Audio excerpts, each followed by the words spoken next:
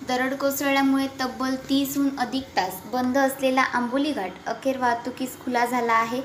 रात्री कोसळलेल्या दरडीचा काही भाग बाजूला केल्यानंतर वाहतूक सुरळीत झाली.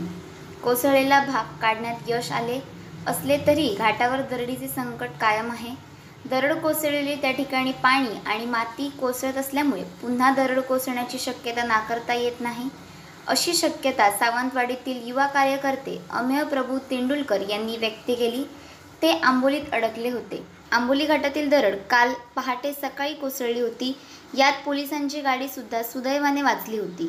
दरम्यान झाडे आणि दरडी बाजूला करण्यासाठी प्रयत्न सुरू होते, परंतु पुन्हा त्या ठिकाणी मातीचा भला मोठा ढिगारा कोसळला. त्यामुळे पुन्हा घाट बंद झाला. परिणामी सावंतवाडी आंबोली हा राज्य महामार्ग वाहतुकीसाठी बंद झाला. रात्री उशिरा पुन्हा मोहीम राबवण्यात आली आणि अखेर आज सकाळी 10:30 वाजण्याच्या सुमारास घाट रस्ता पूर्ववत सुरू करण्यात आला आहे, परंतु घाटावर दरडीचे संकट कायम आहे.